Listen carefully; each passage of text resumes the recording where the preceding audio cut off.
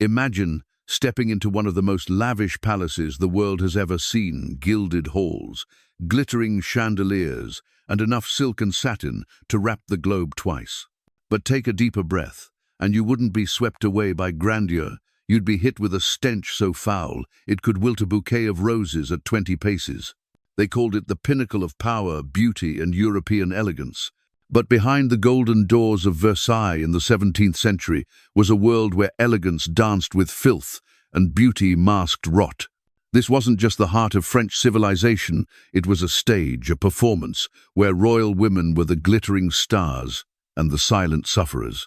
Draped in diamonds and drenched in perfume, they walked the marbled halls like goddesses while their bodies, untouched by water for weeks, crawled with lice. They endured childbirth as a spectacle, lived among chamber pots and parasites, and smiled through it all because that was the price of power and the cost of appearances. Today, we're peeling back the velvet curtain and diving headfirst into the shockingly unsanitary lives of noble women at Versailles. These are the 5 most gut-wrenching hygiene horrors royal women endured, and trust me, you're not ready. The fear of bathing. If you were a woman of noble birth in 17th century France, you were expected to embody grace, charm, and flawless fashion. But behind the gowns of silk and the powdered wigs, another reality festered, one that modern history often perfumes and forgets.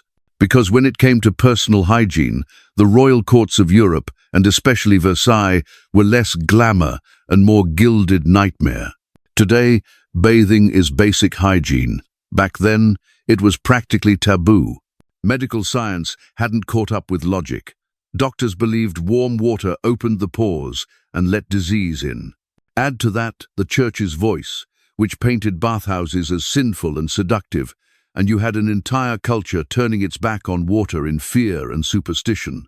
Women didn't enjoy private baths or even semi-regular washes. In fact, bathing was rare, even for queens. A full-body wash was seen as indulgent, reckless, or downright sinful. Most nobles simply wiped their hands and faces with cloths dampened in alcohol, vinegar, or even saliva. Water was dangerous, sweat inevitable, and when bath day finally arrived, it was communal. Families bathed one after another in the same tub. Who went first? The men. By the time a woman stepped in, the water was murky, lukewarm, and full of residue if any water remained at all. The result? Stench. Not confined to the stables or kitchens, Versailles was famous for its sickening odor, a pungent cocktail of perfume, mildew, sweat, rotting food, and human waste that lingered in every corridor. It wasn't that royals didn't care about appearances, they obsessed over them. But their definition of clean was vastly different. Women were expected to look like angels, draped in silks, weighed down with gems, powdered until pale. But under those elaborate gowns were bodies untouched by soap for months, dabbing sweat with scented cloth, hoping their perfume outlasted the odor. The contrast was almost cruel, beauty as a weapon, but rot beneath the surface. It was, quite literally, looking good from afar, and far from good, up close. 2. Versailles, a palace without toilets. Despite being one of the grandest palaces on earth, Versailles had almost no functioning bathrooms. Behind its gilded mirrors and marble staircases, the most basic human need, sanitation, was astonishingly neglected. The royal court relied on chamber pot ceramic bowls discreetly tucked beneath beds, behind heavy curtains, or inside closets. When they were full, their contents weren't carefully disposed of. They were often tossed straight out the window without warning, without shame. Pedestrians unlucky enough to be walking below considered collateral damage. And some courtiers didn't even bother with pots. Men urinated off balconies. Garden paths, designed for elegance and strolls under the stars, became open-air latrines. The stench didn't just linger, it settled into the walls. Foreign dignitaries wrote horrified accounts of the filth, struggling to reconcile the grandeur of Versailles with the gut-wrenching reality beneath their feet. Things grew so out of hand that by 1715 a royal decree was issued. Palace corridors were to be cleaned once a week, not daily, not after royal events. Once a week, And that was considered a milestone of progress. Toilet paper, of course, didn't exist. Cloth rags, straw, Levisa, bare hands, that was the reality. Hygiene was crude. Parasites, skin infections, and dysentery spread like whispered gossip, silently infecting the elite in silks and lace. Versailles may have been the crown jewel of European architecture, but beneath its chandeliers and cherub-adorned ceilings, it was often little more than a perfume-sprayed outhouse. Beauty floated above. But filth was always underfoot. And here's the irony. While women were punished for the slightest hint of uncleanliness in appearance, no one blinked at the literal sewage flowing beneath their feet. It wasn't just poor plumbing. It was a reflection of a world that prioritized spectacle over substance, where appearances reigned and rot was quietly swept into corners. 3. Wigs, lice, and hidden misery. Versailles wasn't just the epicenter of power, it was the runway of 17th century Europe, where appearance wasn't just admired, it was currency. And nothing screamed wealth and influence louder than a wig so massive it defied physics. These weren't hairdos. They were monuments worn on the head-towering architectural marvels, stacked feet high and decorated with lace, pearls, ribbons, and sometimes even miniature ships sailing through powdered curls. The taller the wig, the higher your social standing. To create these elaborate masterpieces, noble women stuffed their hair with horsehair, wire, wool, and cotton, then sealed everything with a thick, greasy layer of pomade made from beef fat. The result? A look that dazzled the eye and a smell that turned the stomach. Their heads reeked of rancid meat. And inside those powdered towers, lice paradise. Infestation wasn't a freak occurrence, it was a guarantee. Entire colonies of lice thrived in the warm, fatty depths of these wigs. Noble women knew it and they came prepared. At royal dinners and soirees, they carried silver lice, claws-long-handled tools, used to scratch their scalps discreetly while smiling, sipping wine, or laughing on cue. But they never let it show. To reveal discomfort was to admit weakness. And in the rigid hierarchy of court life, to fall out of fashion was to fall out of favor.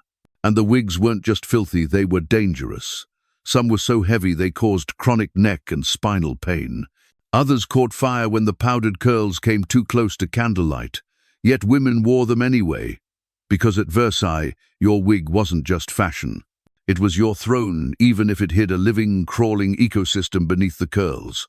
It was beauty turned into burden, a crown of misery worn proudly. Because survival at court wasn't about comfort. It was about enduring whatever it took to be seen. C. Dining with disease. From the outside, royal banquets at Versailles were spectacles of splendor long, candlelit tables buckling under the weight of roasted pheasants, glazed fruits, delicate pastries, and meat pies sculpted like works of art. Music floated through the halls, goblets clinked, and everything looked like a fairy tale. But behind the velvet curtain, that fantasy rotted sometimes literally. The palace kitchens were a nightmare of hygiene. Versailles' plumbing system was notoriously primitive. With no underground sewage infrastructure, waste often seeped into nearby areas, and on more than one occasion, raw sewage backed up directly into food preparation zones. Historical accounts claim that Queen Marie Antoinette's personal kitchen was once flooded with human waste, a grotesque reminder that no amount of royal status could keep filth at bay. There were no refrigerators, no sterile counters, and little understanding of contamination. Meat began to rot within hours, and poultry was frequently served partially cooked to preserve texture at the cost of safety. Vegetables and fruit were left out for days, gathering flies and mold, and rats and cockroaches were frequent, if unofficial, kitchen guests. Cooks, often working in cramped, sweltering conditions, lacked even basic hand-washing protocols. Knives, boards, and surfaces were rarely cleaned, much less disinfected.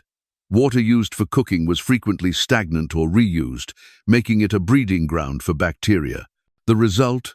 Widespread gastrointestinal suffering. Royal courtiers routinely endured vomiting, diarrhea, stomach cramps, and chronic dysentery.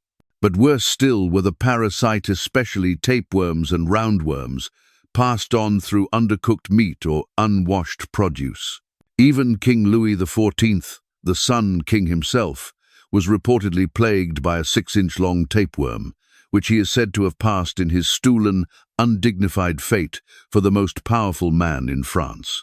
The dangers weren't just internal. With no understanding of foodborne illness, outbreaks of food poisoning often struck entire dining halls, but were dismissed as bad humors or a weak stomach. And through it all, royal women were expected to suffer in silence.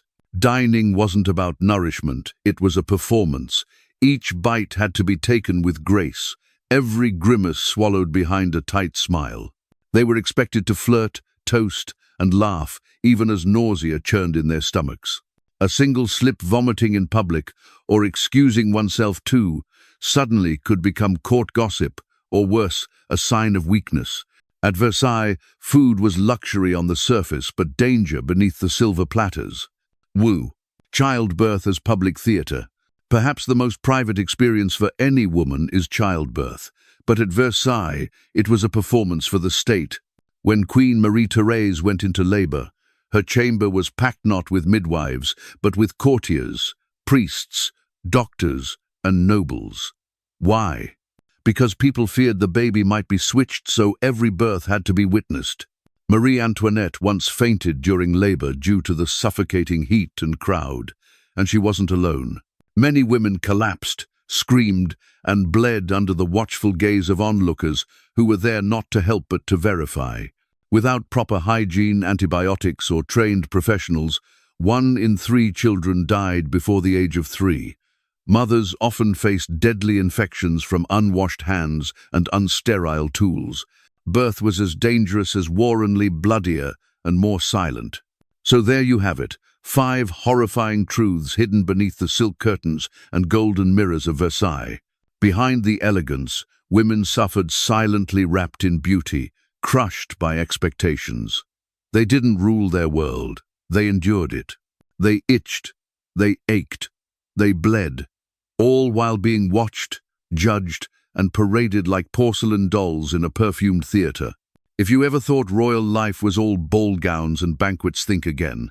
The truth, it's messier, darker, and far more human than history class ever dared to teach. Until next time, keep digging deeper. Because history isn't just fascinating, it's filthy, fragile, and real.